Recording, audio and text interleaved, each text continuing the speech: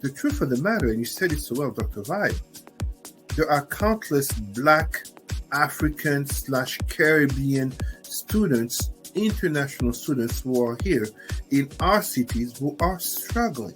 It's hard to know because we don't have like the data to say what is the state of Black health before and after. And that's something that we've been advocating for, right? We need better race-based data that's done in a way that serves us, because race-based data has been collected on different groups in ways that actually cause harm, but we need it to be done with us in a way that serves us.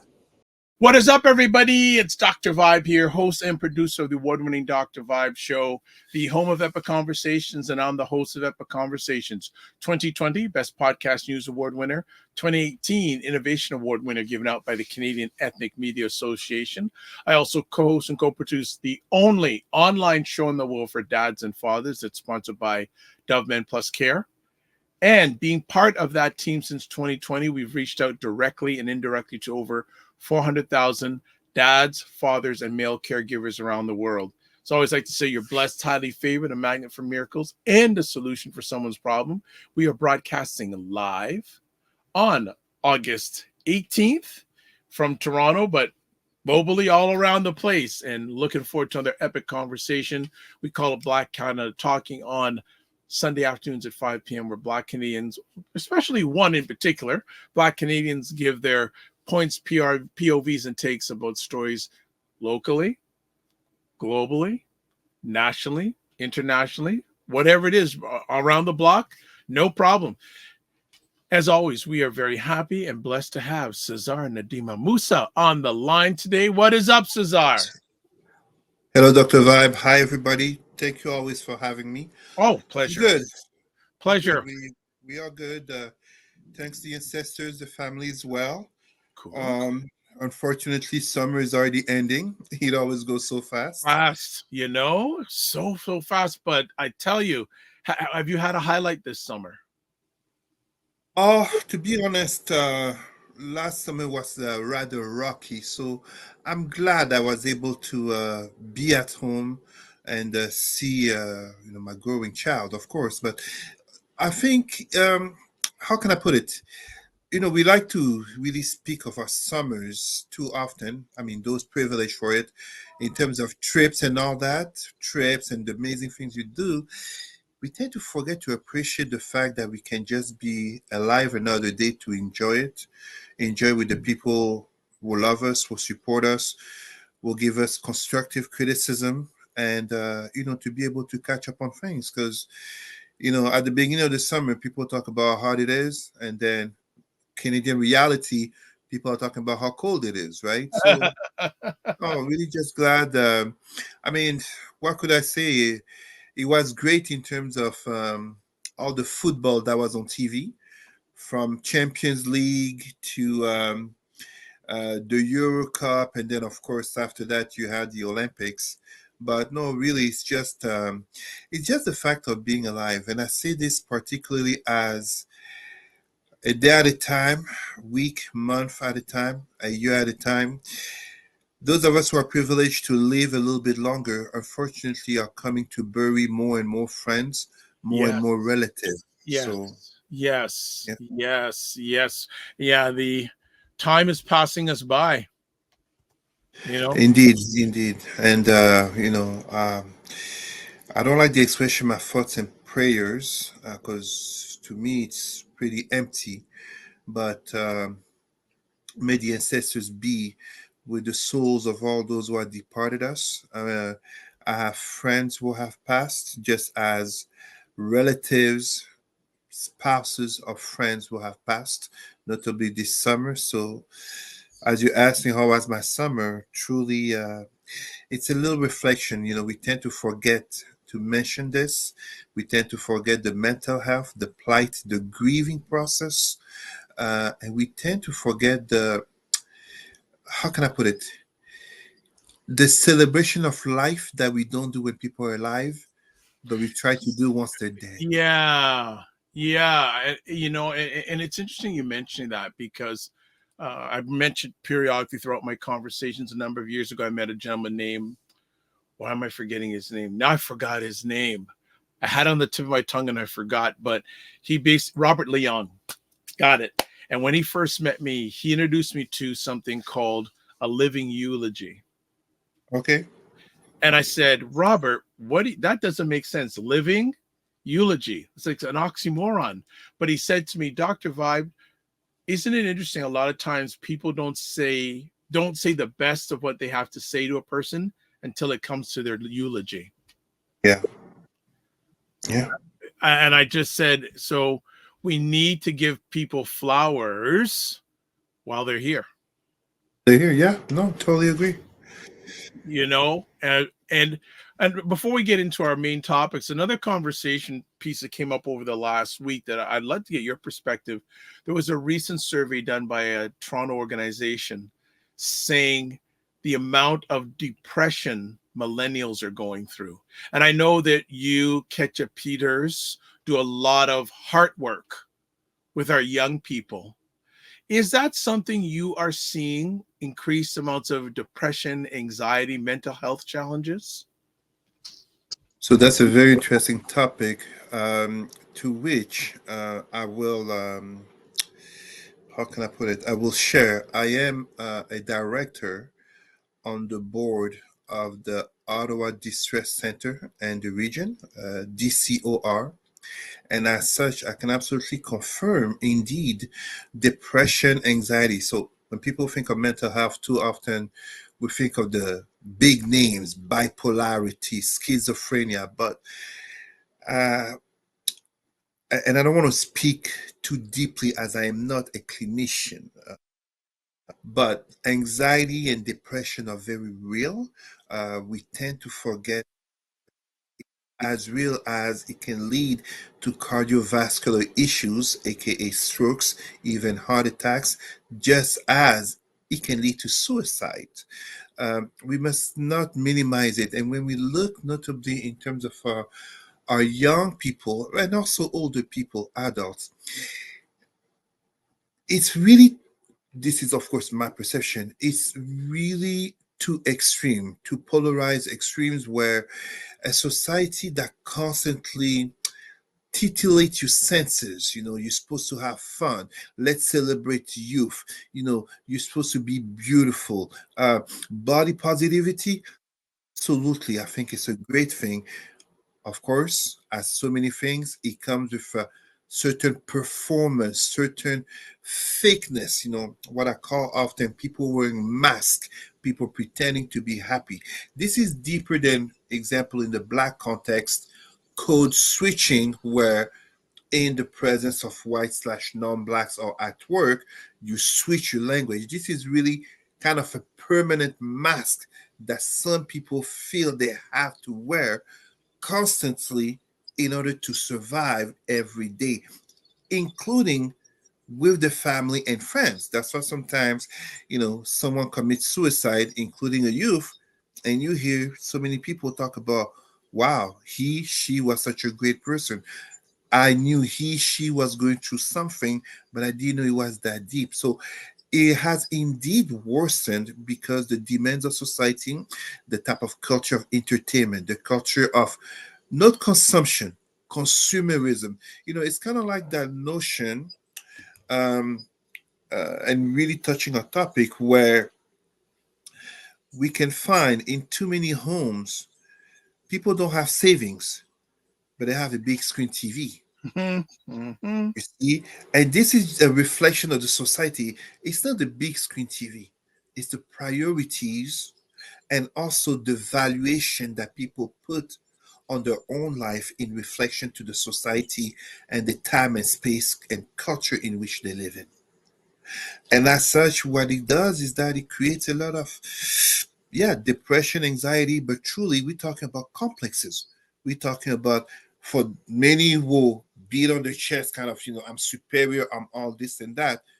The paramount example being someone like Donald Trump, actually hiding a facade which is the complete, or too often the complete opposite. So many that we see thriving and we think are doing so well, whether it be the business or professional world and the community world, we discover a scandal, we discover something, we discover someone was made to feel. And please, we never forget accountability, but we cannot look at accountability without looking at the society and the environment that creates the people in question.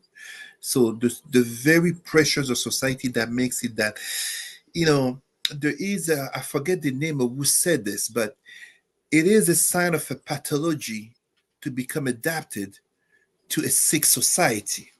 And in many ways, of course, I'm not saying that each and every person is sick. That's not what I'm saying. But truthfully, when we look at society, the exceptions doing truly well, I didn't say doing well, doing truly well, truly balancing challenges, expectations, and successes just as flaws, the exception only confirm the norm. A perfect reminder is how so many people live check by paycheck. A perfect example is how many people, so this is part of EDI, equity work. When we talk about intersectionality, how many people can truly and honestly say they can call on X, Y, and Z if they have an urgent situation where, to give a very concrete example, they need $100? Like, not I'm gonna give it to you today or tomorrow. No, I need it right now, no questions asked. What about 500? What about 1,000? What about if there's an injury or a law, a legal situation, etc.?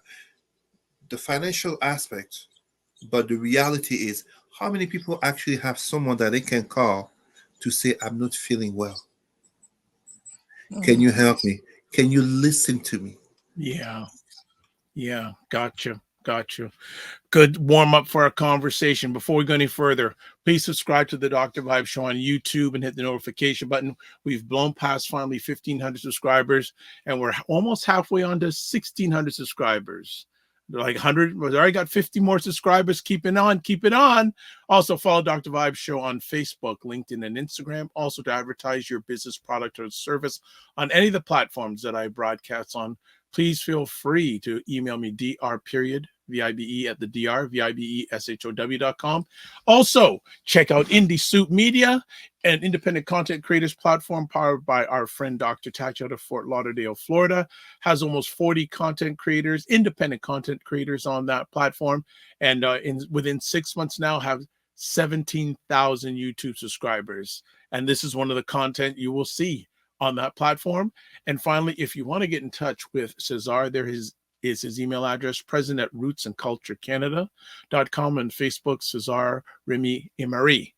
Now, our first conversation topic. We were chatting before we went live, and I was telling Cesar about he said, how are things going? And I said, fine, family's good, etc. But I said, we're getting monsooned on in Toronto.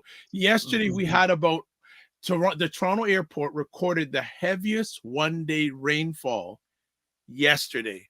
Over 4 inches of rain fell. And it wasn't 4 inches at one time, but it was bursts of rain. We're expecting some more rain this afternoon. So going out of this weekend, Toronto will have received over 4 inches of rain from Friday night. And we're broadcasting this late Sunday afternoon, early Sunday evening, and still more to come. So Cesar said, let's talk about the inequalities of global warming. So Cesar, take it away. First and foremost, last I heard on the news is that no one had died, and let's hope it stays that way for Southern Ontario and the Toronto greater area. But let us remember that every year but there is a growing number of climate-related catastrophes.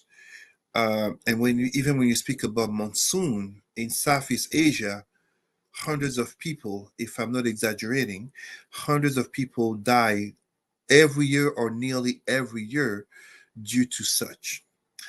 Uh, as a Pan Africanist, I've said this years ago. I remember, I think the first time I said this was in 2017 during a conference in which I said, in Montreal, in which I said, the Pan Africanism of the future, Black consciousness of the future, cannot move forth without more and more speaking about the environment.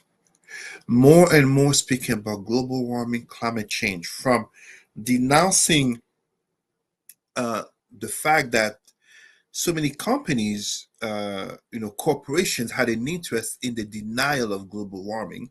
And unfortunately, we still hear people today will try to deny global warming. And yet,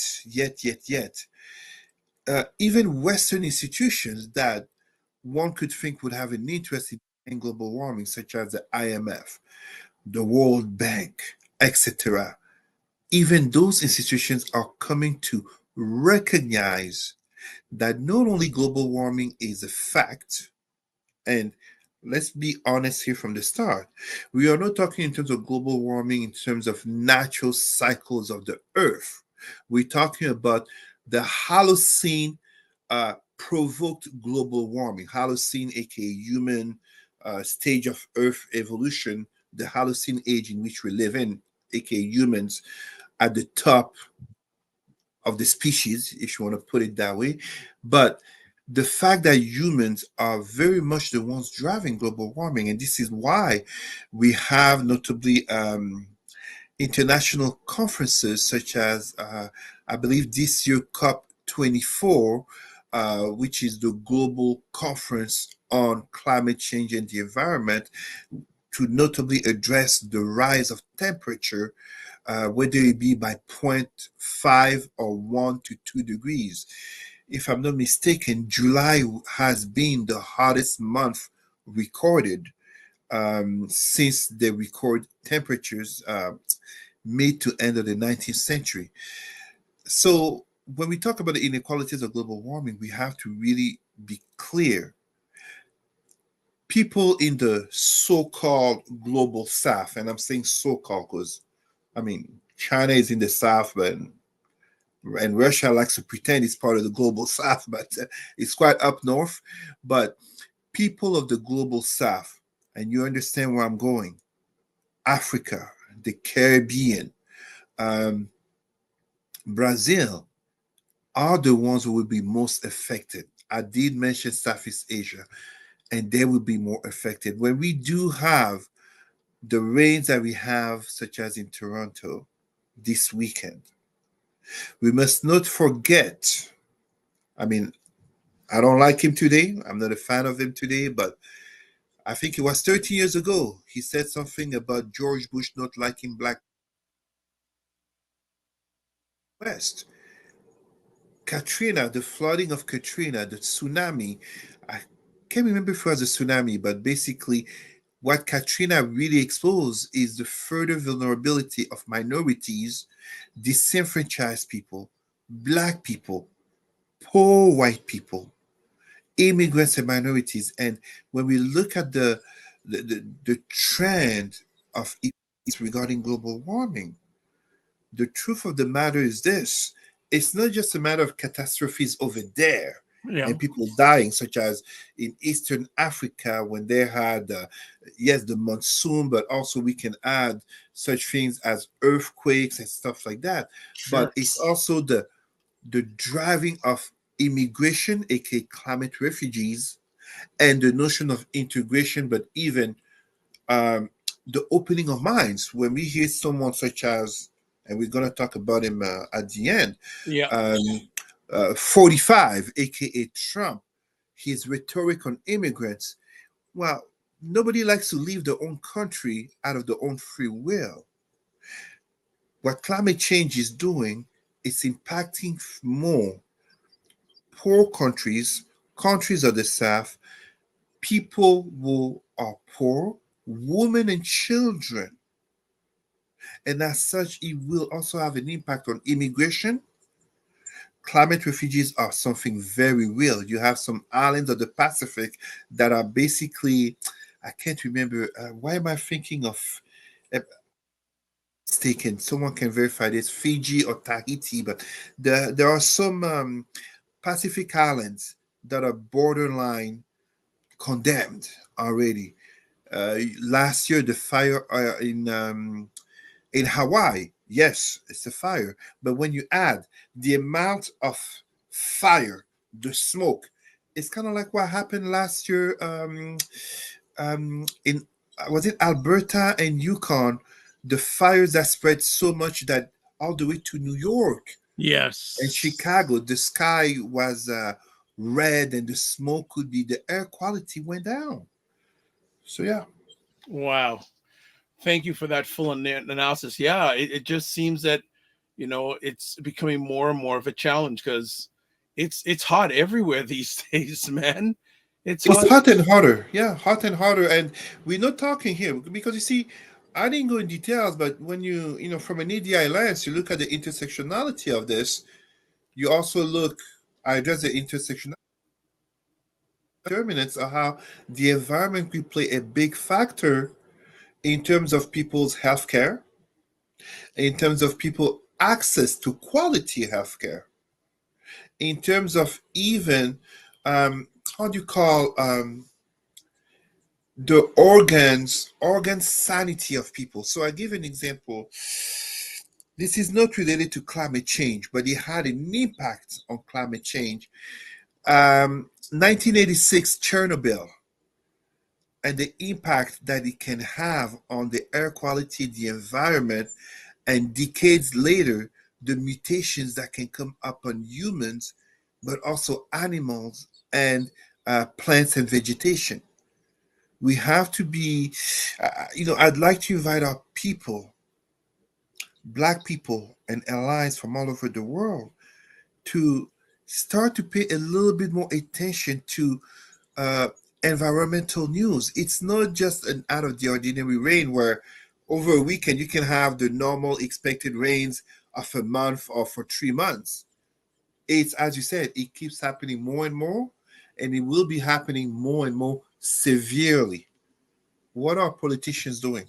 But also, what are people willing to do to Mm-mm. help to curb the trend? Good points. Good points. Yeah, global warming. You don't hear anyone pushing back on it this much anymore, right?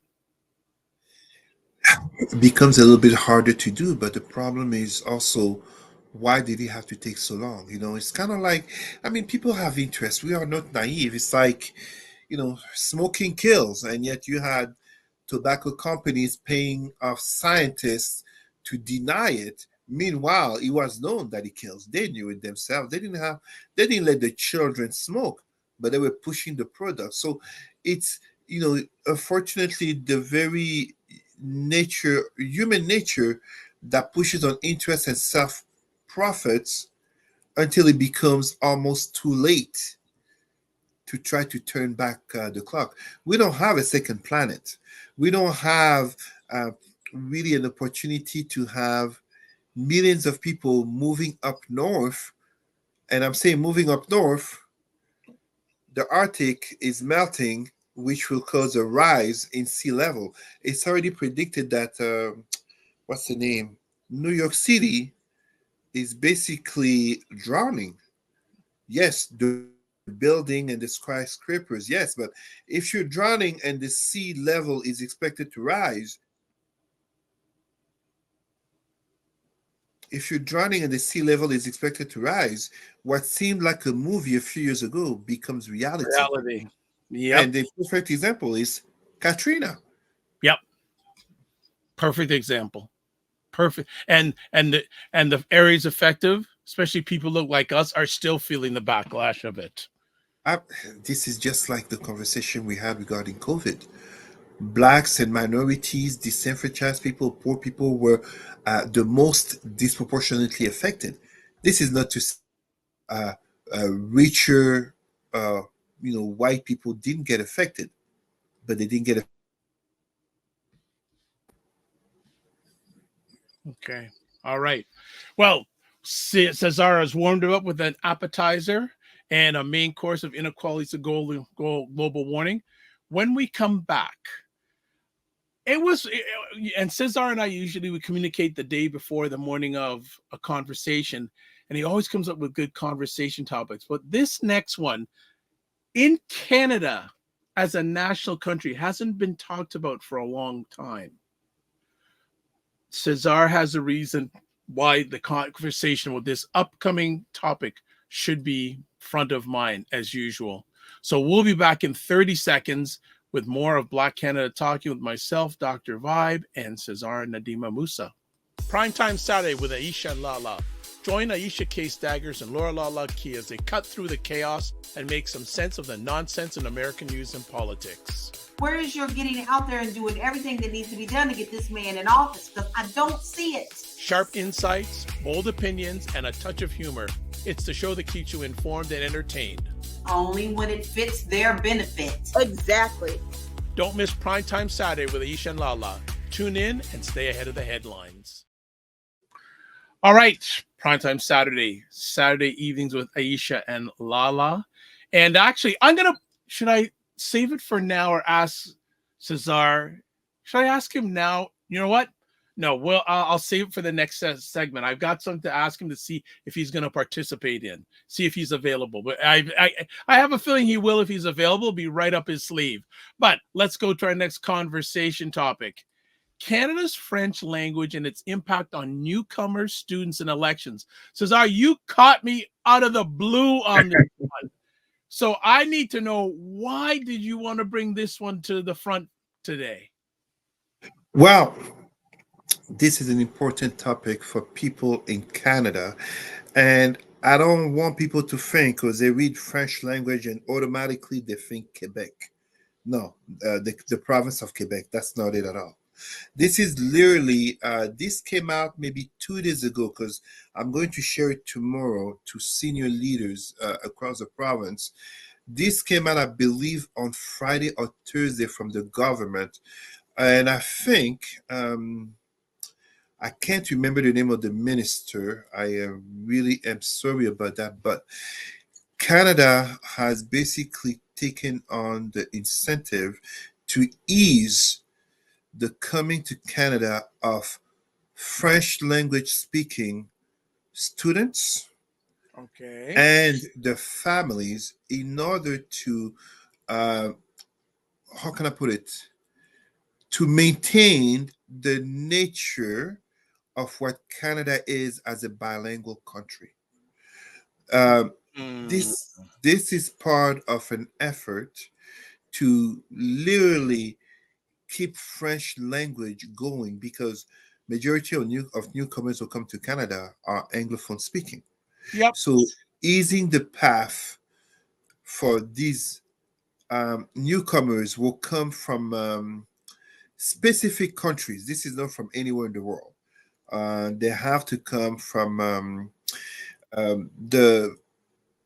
believe in English you say as well, the Francophonie, the organization basically of the International Organization of Francophonie, so French-speaking countries that are members. So when I say members, you look at, for example, Northern Africa, people will come from Tunisia and Egypt are eligible, but not people from Algeria, because Algeria is not a member of the organization, of the International Organization of Francophonie.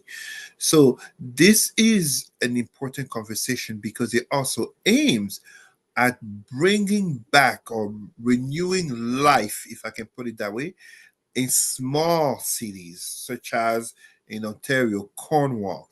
So Cornwall, where I have an office, has seen a boost of Francophone, not French, but Francophone Africans, notably from my birth country of Cameroon, an influx to basically bring dynamism and, of course,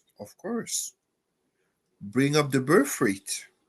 Because just as every other Western country, there is a matter of birth rate issue, in brackets, in the white population, truly. And this also to address another topic, which is the labor force. The labor force, notably in terms of, manual labor / blue collar work / entry-level type of work / agriculture / serving / hotels, etc. But of course comes the questions of integration and notably elections. In a Canada where, looking at statistics, there is a potential blue wave by Mr. Pierre Poilievre and the conservative, who are not the most open to immigration.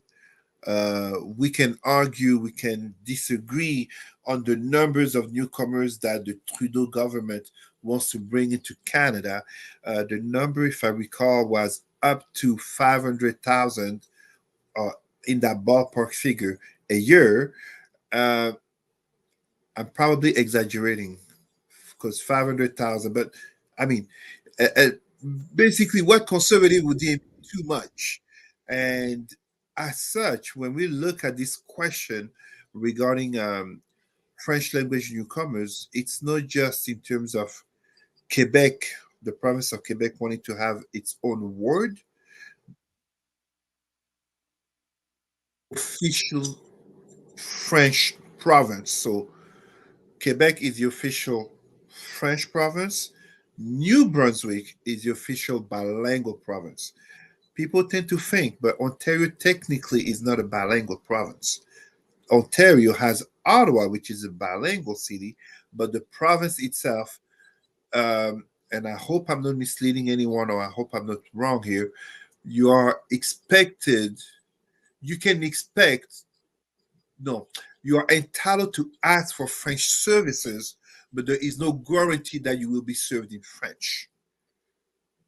It's French services if available, and if possible. And you have basically initiatives like this where um, even even in Nova Scotia boosting French, the French School Council, Alberta, even some part of Alberta, Manitoba making efforts in terms of, you know, being more welcoming to its French population.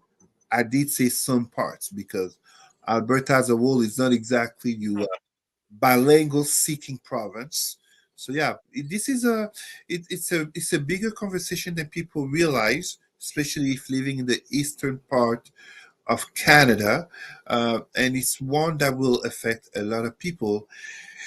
It may seem like just a conversation, but as I gave the example of Cornwall, an influx of hundreds of newcomers can change the landscape of the city, of the community, and we can only imagine that if we don't do uh, a job of education, Mm-hmm.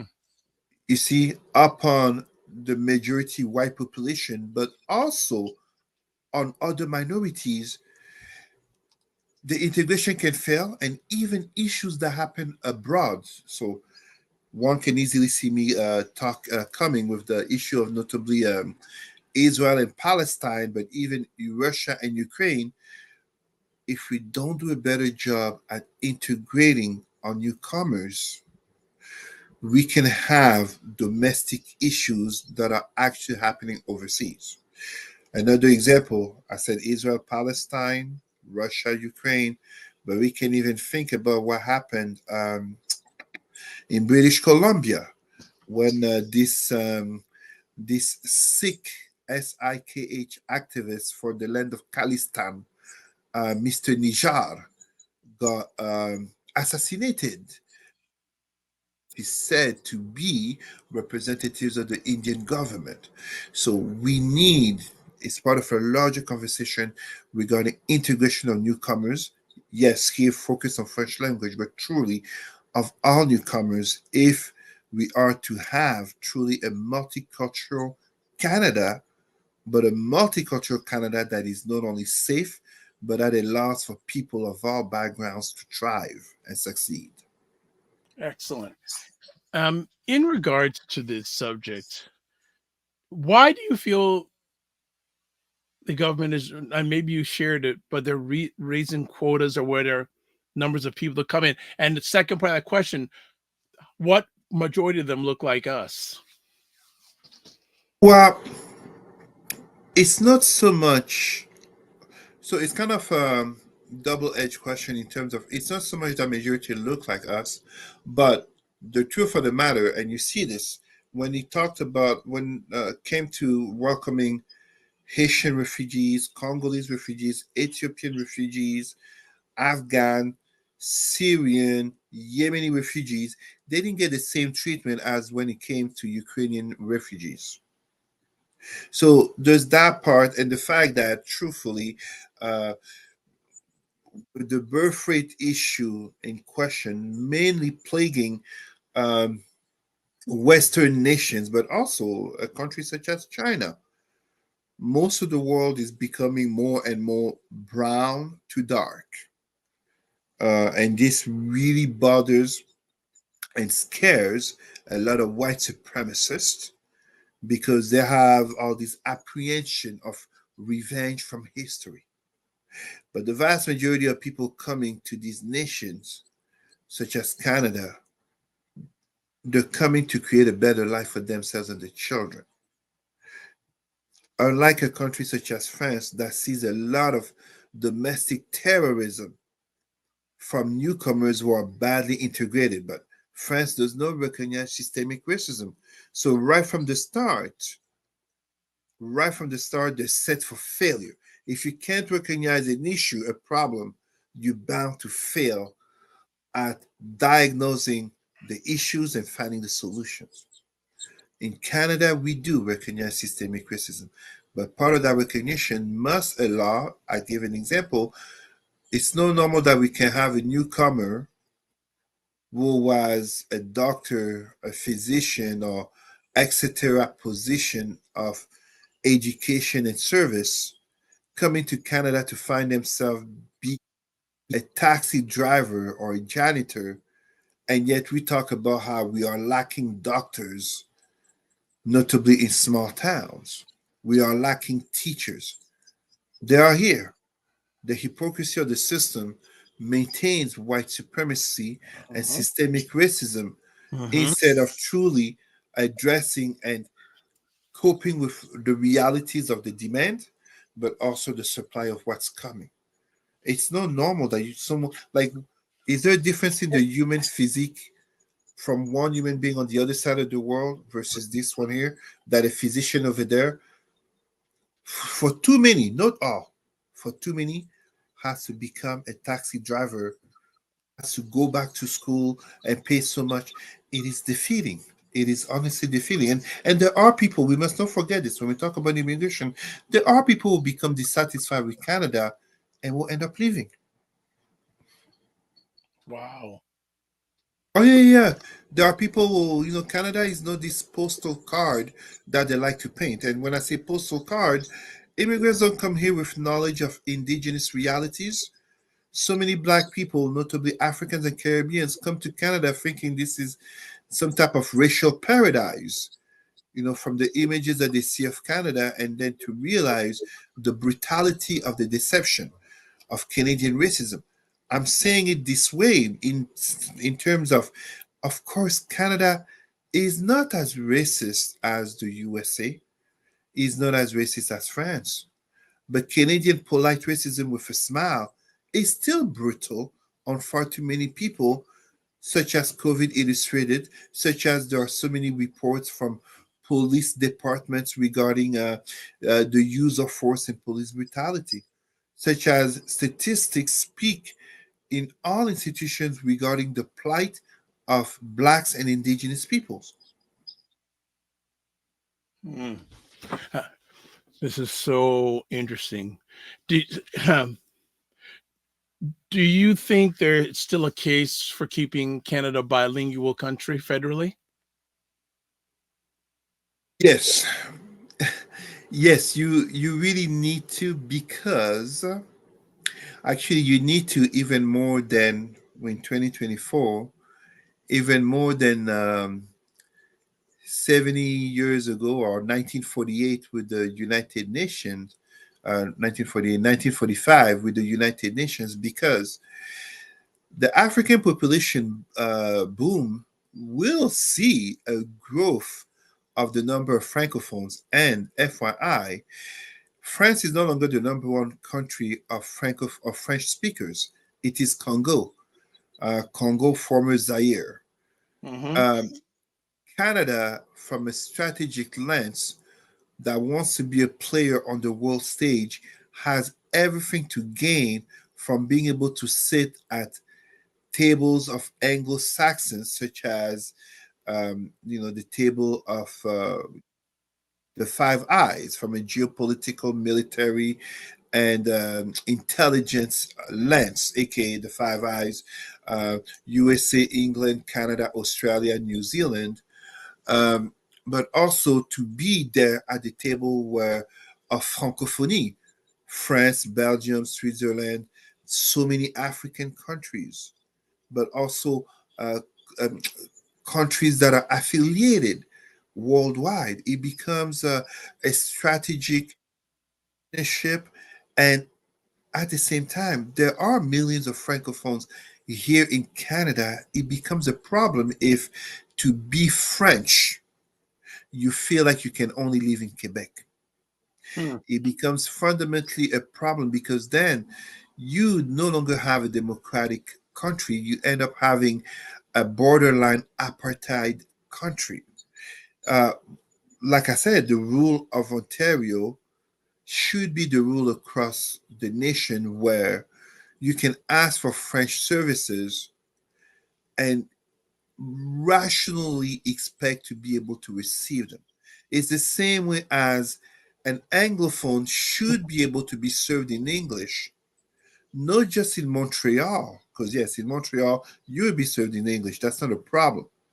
But what about Chicoutimi, Saguenay Lac Saint Jean, Mauricie, and Beauce, regions of Quebec, notably regions that are more rural?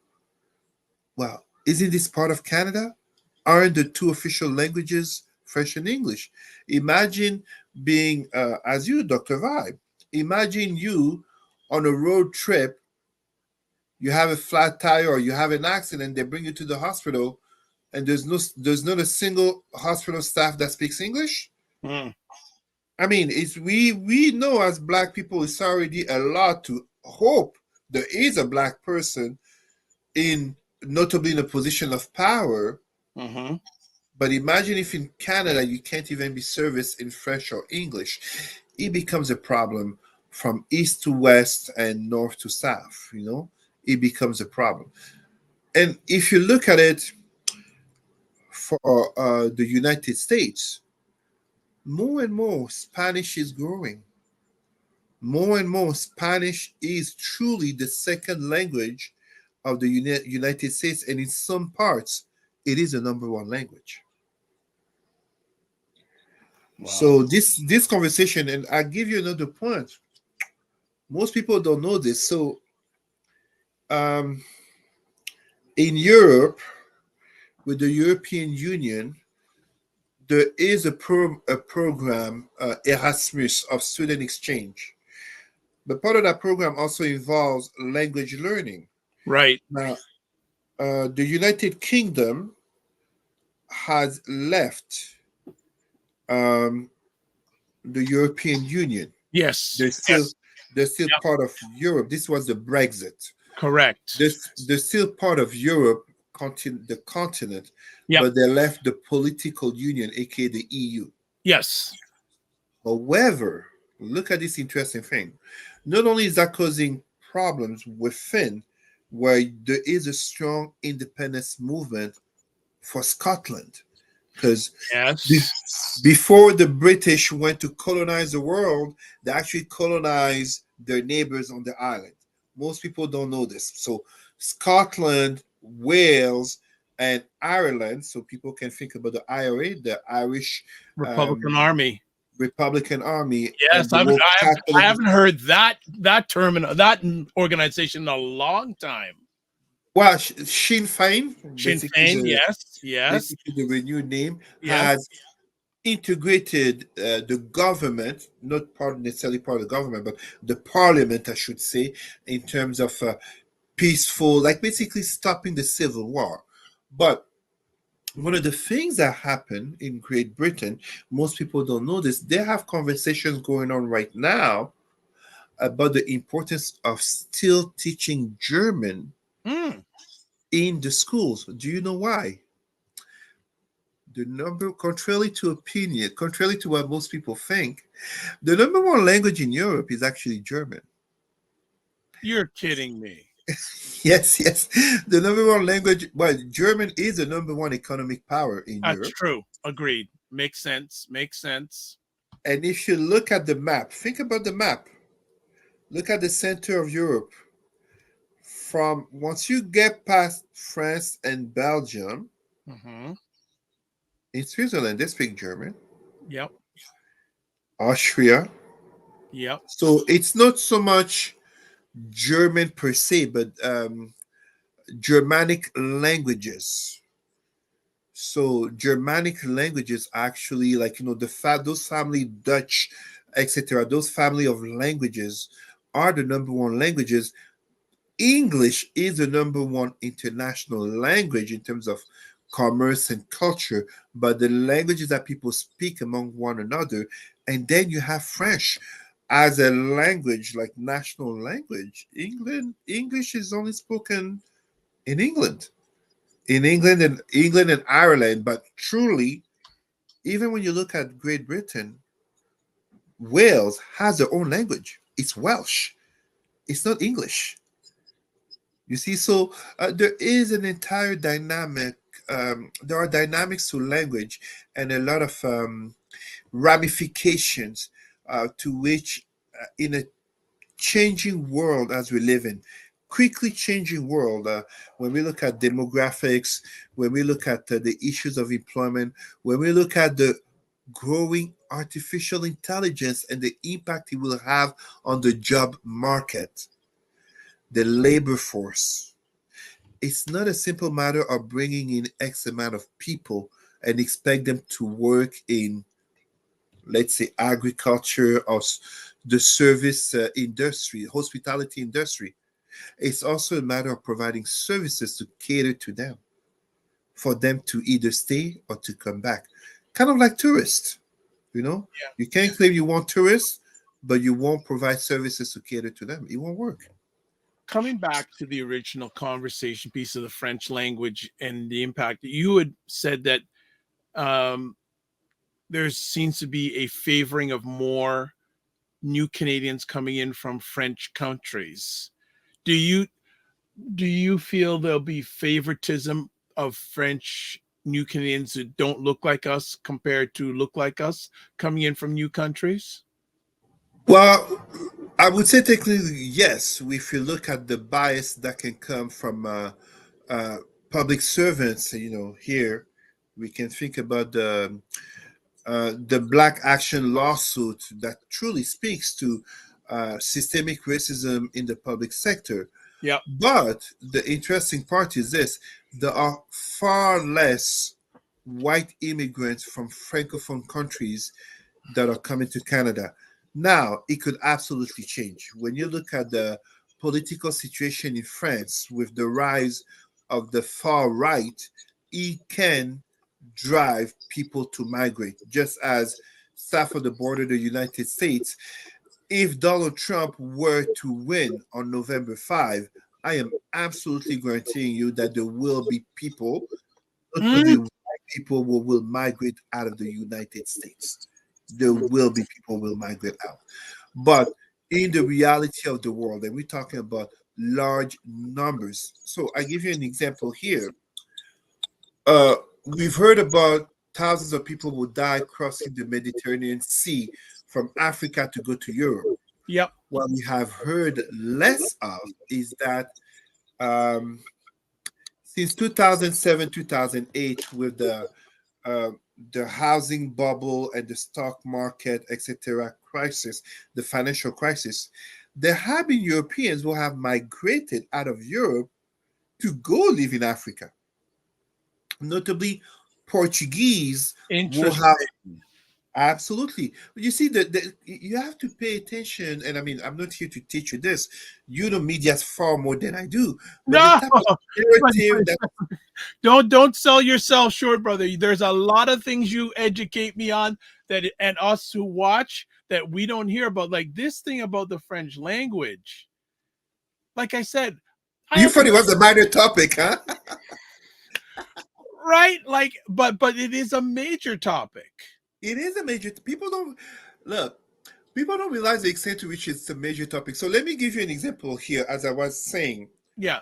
Let's exit the French language. We're going to talk about I know the term in French, lusophone. So French, francophones, anglophones. That's what we used to. When you speak about Germanic speaking people, we talk about germanophone, germanophones. Right. Lusophones are people who speak Portuguese.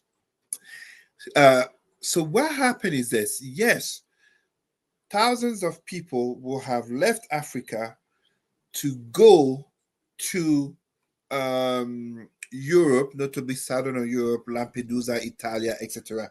Yeah. This last month during the Euro Cup, there's my God, perfect timing.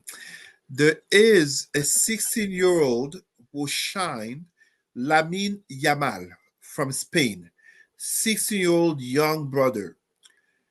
Where did he come from? He actually comes from Africa. Mother was a migrant and blah blah blah. Oh, She made was it to this the Spain. gentleman from France who scored that goal? It's a 16-year-old from Spain. Yeah, it's So Spain. Yes, Spain, sorry, my question is Spain. Yes, I remember hearing about this. Yes. so Spain had two. The hope. I mean, Spain has a bright future ahead of it, and that future notably has two young black brothers, Yes. uh, young black male player, Nico Williams and Lamine Yamal. They are the children of refugees. But at the same time, so we're talking, Lamine Yamal is 16 years old. 2024 minus 16 brings us to what year? 2008. And there is a photo of him as a baby with a certain Lionel Messi. Yes, I think I As saw that. now, we're talking 2008. What also happened in that time period? There have been white Europeans who have left Europe because of the rising cost of life, and the cost of life has not gone down since 2008. Right. They have left Europe to go have a second life in the former colonies in Africa. 100. So, Wow, you're weaving a nice thread here. Continue. Continue. so here, notably Portuguese going to Luanda in Angola. Okay. They end up. What happens? They didn't just go to Angola. They also went to Brazil, etc. But they become a new privileged class Hmm. as a caste. It's the same as we hear about, for example, the tragedy that's happening to Lebanon and the fear of, Hezbollah versus Israel conflict. So Canada telling Lebanese will hold the Canadian passport, leave, leave, leave. What a lot of people don't know is that there's a large Lebanese community that's very rich, very prosperous in Africa, notably in Cote d'Ivoire on the west coast. So one of the things that come is that when we have unchecked development, but also we don't pay attention to these trends, we always run the risk with not looking carefully at better integration and better dynamics, or creating new classes of privileged people, such as Portuguese whites who let's say the assets in the changing economics of Portugal brings them lower in social classes, but when they go to Angola or Angola and Mozambique, they get a boost. Hmm. Meanwhile, on the opposite side, if we have failed integration, one of the things that ends up happening is that we have people who come from Africa, the Caribbean, the Middle East, and Southeast Asia will come here and grow the impoverished numbers of people. And that becomes truly problematic because the real impact is less. The adults will just come from overseas. The real impact becomes the next generation, or the children growing up with a sense of being otherized, of not being integrated, or not being accepted. And notably for us as Black people, it creates a problem. It creates a problem. I remember when Somalis were coming to Canada in the 90s. I was a teenager. They weren't exactly, for most of them, welcomed and integrated into the Black community. No, they weren't. They Exactly. weren't. that becomes a problem. Wow. And you see that problem very easily. Look at the statistics of imprisonment of Black people's origins in Canada. Wow. Disproportionate number levels of what? You have four main communities, four main Black communities in Canadian jails. Do you know what those four are? I'll let you give the rundown.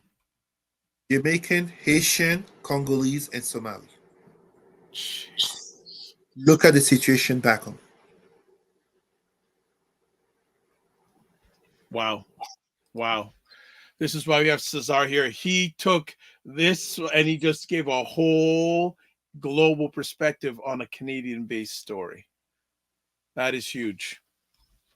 Well, I'll give a last example. And notably for you, Dr. Vibe, as you are in the Toronto area. Uh, Many people may not realize this, but the Canadian Sikh community, SIKH, Yes. is very well integrated here. If you drive like me often on the highway, look at the truckers. You will notice many of them are Sikh. Yes, absolutely. I've known that for a long time. There you go. So we have a successful and thriving Sikh community in Canada.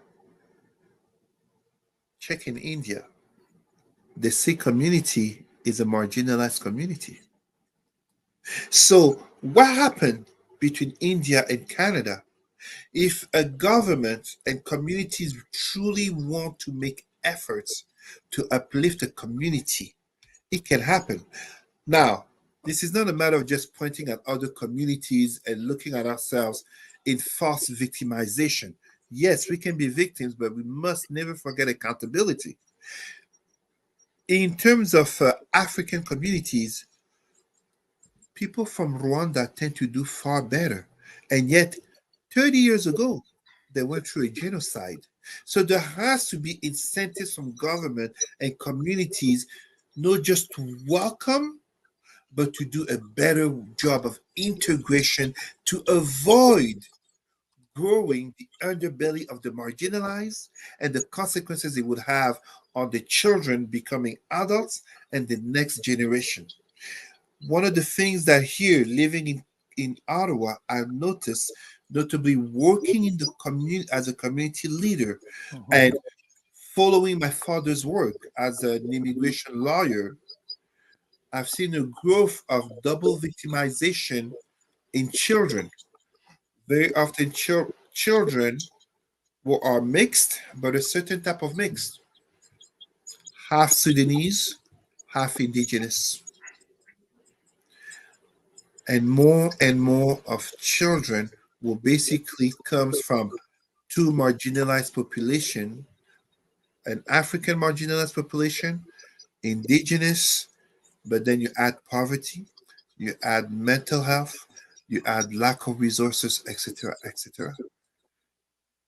But ultimately, Canada can't claim to want to uplift newcomers and not truly uplift indigenous people who were here first. Yeah, there's that's a whole other conversation there. That is a whole. If we ever can find some people, that'd be a nice roundtable, digital roundtable conversation. That is very, very good. All right, before we got to give Cesar a break because he went in deep on that one. So we're going to take another break, and then when we come back, we're going to have Cesar take a short break. We're going to talk about the upcoming Democratic National Convention, which starts, if you're watching this live on or are watching it on Sunday, August 18th, 2024, starts tomorrow night in Chicago. So we're going to get Cesar's perspective in 30 seconds. Primetime Saturday with Aisha and Lala. Join Aisha K. Staggers and Laura Lala Key as they cut through the chaos and make some sense of the nonsense in American news and politics. That's not a big enough sample to even say that this is representative of anything. Sharp insights, bold opinions, and a touch of humor. It's the show that keeps you informed and entertained. Those polls have you thinking, oh, I don't need to go there. Don't miss Primetime Saturday with Aisha and Lala. Tune in and stay ahead of the headlines.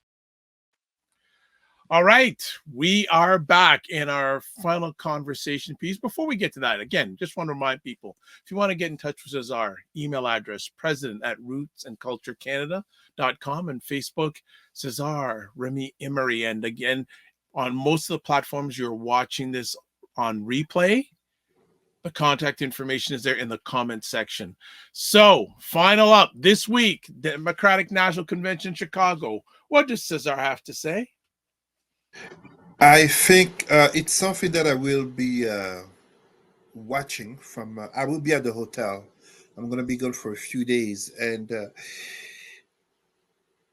I think that we kind of look at this Democratic National Convention as like a Star Wars movie.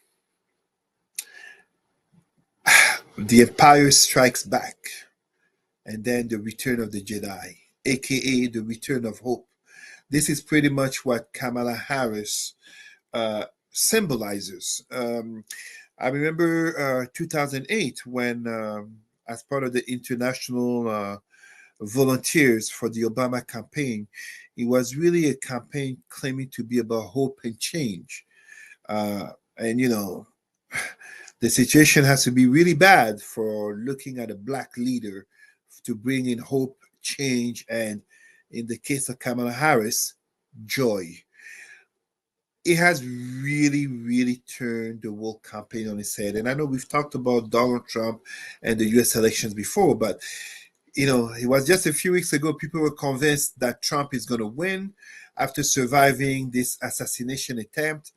And yet, and you know, honestly, kudos to him, Joe Biden withdrawing from his own reelection, Kamala Harris coming in and really uplifting the democratic feelings regarding this emotion beyond the message of Joe Biden to save democracy, but truly kind of a referendum on Trump, but also a historic moment to elect the first black female uh, president of the United States. Um, if I can make this parallel, because I know I've made it, I did it with Obama.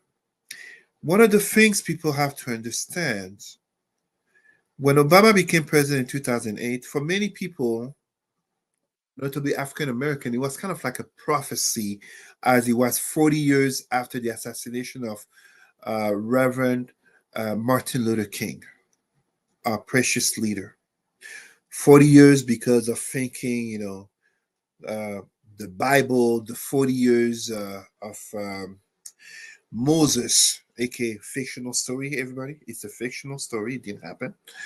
But here, when Obama became president, I don't think people realize what it actually meant. And I remember, I can't remember if it was on the show, but I've explained it a few times. When Obama became president, and respect to the fact that he was president of the United States, he wasn't president of black people or president of Africa, we know. It had been 2008, it had been since the 6th century before our common era that a black man had not been seen and recognized as a primary global leader since the fall of Kemet at the hands of um, the Persian the Persian prince Cambyses, son of Cyrus, who is mentioned in the Bible, aka the liberator of the Jews out of Babylon.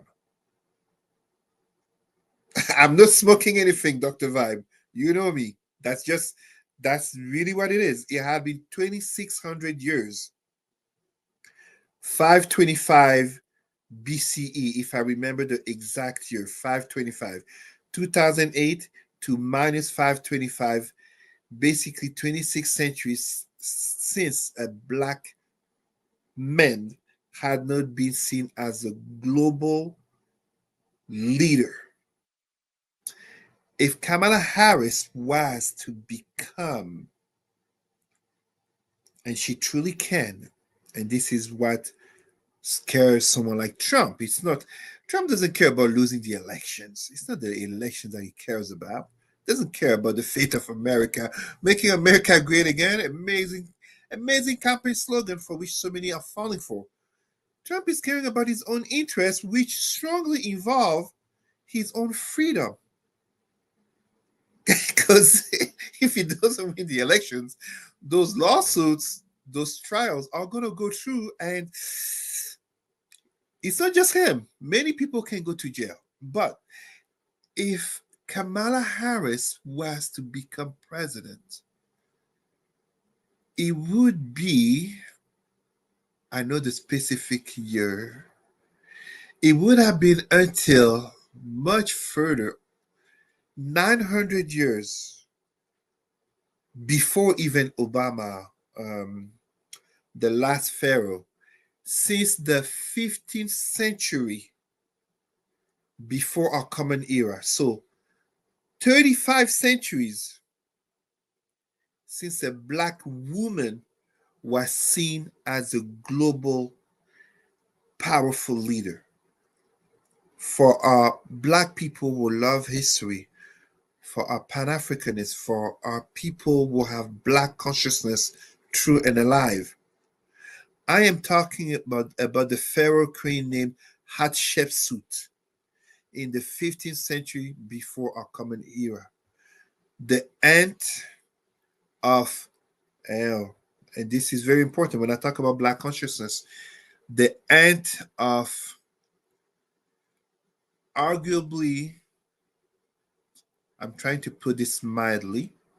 So when white people talk about Alexander, Napoleon, and Hitler, the great conquerors, when Asians talk about Genghis Khan, when Arabs talk about Khalid, the army general who conquered so much land for the Rashidun Caliphate Omar, I've seen this far too often in high schools, universities, and professional sectors. Black people don't know what to respond.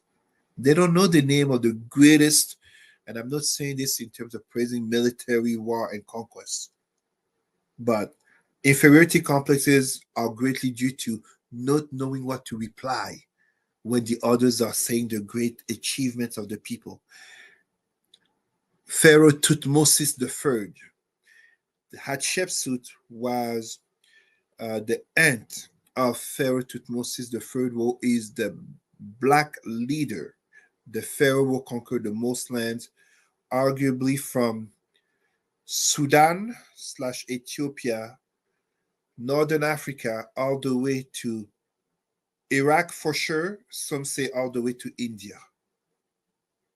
All of that from Turkey to Iraq, maybe India, Northern Africa, all the way down to Sudan.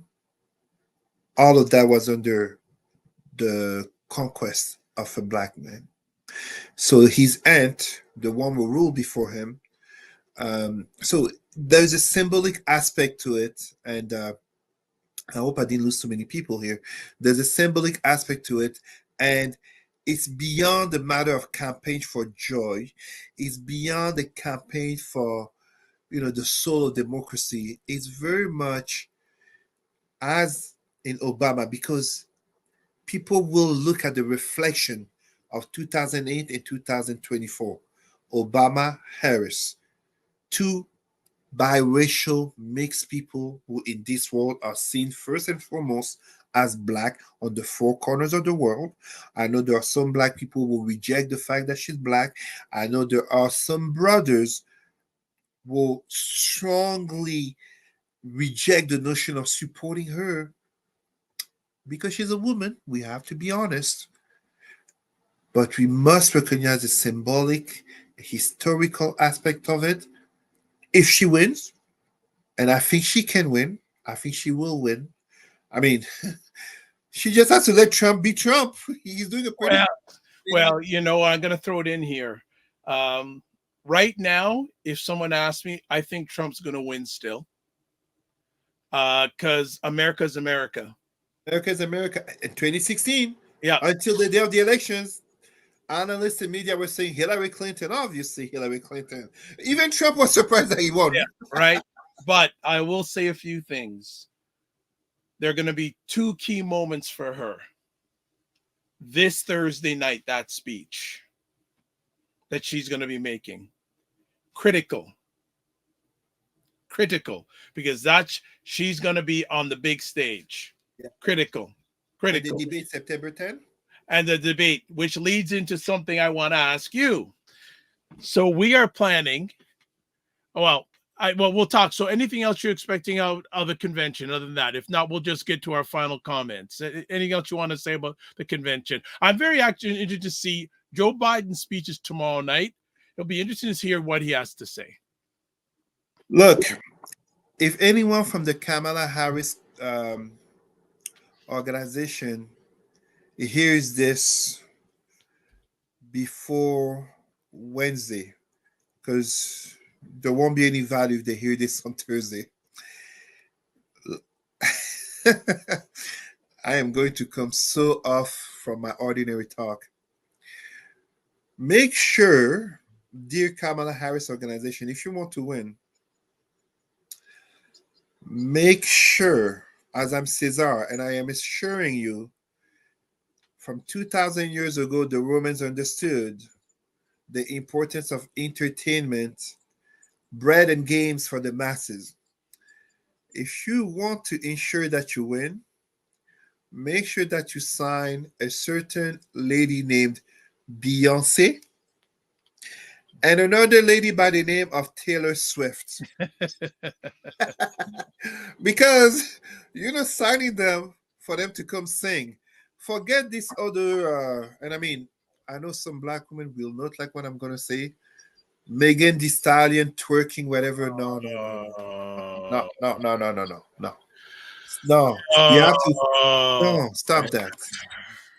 Beyonce. No, absolutely. Megan Thee Stallion twerking is like the Republican bringing Hulk Hogan to rip off his shirt. Well, here's some updated stuff here now. 20. Okay, so I'm just reading a story on the Tennessean. Okay, Beyonce clears freedom song for VP Harris. Yes. So, with the answer remains uncertain, here's what we know about each singer's political track record. There's a picture. There's a picture of Beyonce and Kamala Harris together. She's performed at Taylor Swift has supported Harris's VP before. There's time for to make DNC even with tour. So very astute observation, Cesar. Very and I mean Taylor Swift is notably she's a Democrat. There was already talk about her performing for Joe Biden, but it's to bring them to the national stage. Like Hillary Clinton tried to do. Yeah, kind of like it's not for the musical or entertainment aspect. For the women to come out and vote and support, because 45 has disenfranchised so a lot of and I'm not on any side here, but calling Kamala Harris the B word all the time, that's not a good look, baby. And it's not just that. In that debate September 10, like she said, she knows how to deal with people like Trump. It's the prosecutor versus the felon. You need to remind this woman. But this man has borderline raped a woman. Well, but he's got to stay on topics. If he starts going off like that, but he can't help it. Well, I mean, and don't get me wrong. Like, I mean, Donald Trump is older than even my father. He's the old man now. He's the old man now. 2 months ago, he was the young man. He's the old man now. And I know is that the older you get, the harder it is to change. And when you've lived an entire life without being held to accountability, it is that much harder to change. Facts. It's a good point. And when you have a history of being unhinged, Notably, when you stress out, it becomes harder to change, Yeah. especially when dealing with someone calm and composite who literally has nothing to lose. It's his. Yeah, he has everything to lose. There. He has everything to lose. Well, Kamala Harris has everything to gain. well, So, so this is kind of like well. I think she may have something to lose because if trends continue, she's going to be still ahead on a lot of polls going into this. So I think it's been big for both of them, and I oh, think, absolutely. but again, it's going to be really, really interesting to see what happens. I think the convention, though, this Thursday night is her first big moment because she's going to be on a national stage, basically. Yeah, Absolutely, but you see, Dr. Vibe, let me put it to you this way. They both have everything to gain, which is the White House. true. But in the case of a loss, Kamala Harris is not looking at the potential of finishing her life in jail. True. And the funny thing is, he is to be sentenced in New York court on the 18th of September. So we will see. But I think this week will start ramping up the political viewing in the United States, and it'll be President Felon. okay. We're done. All right.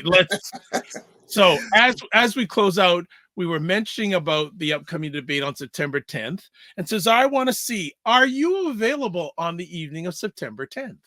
What day is that? I'm not Let me sure. look in my calendar because I would like to invite you to something that it looks like we're going to be doing on the 10th of September. So let me just check this out on my phone at the moment. I think it's I'm not going to guess. Okay, let's see. It's a Tuesday. I thought it's a Tuesday night. We are going to be doing coverage of the debate online. So we'll have the debate on either in the background or we may even have it on here. And we'll be giving our commentary in real time on the debate. So far, coming in, Aisha, Lala, and Jill Jones is probably going to be here. Now we're looking for some international representation. One of the people who says he may be coming is Ryan Knight from ACBN. Would you be interested, if you're available, to join us during that evening? Call it a date. I'll make it. I'm on a business trip. Okay. Do we know what time? Do we know what time it starts? Just to make sure that That's a really good question. Let me just to have an idea. Yeah, just a minute. I'm doing this live in real time. I said yes, because Cesar is a very positive, productive. I don't call him busy. He's a very positive, productive man. So I want to make sure. Because you can be busy and you just go, busy doing what? So he's a positive, productive man. 10th debate. And it's on ABC. I know that for sure. And I think one of the hosts is the same lady 45 was giving a hard time at. Okay. I think so. Let me just sit at do we have a time yet? Do we have a time? It's a 90-minute debate, but they haven't given a start time.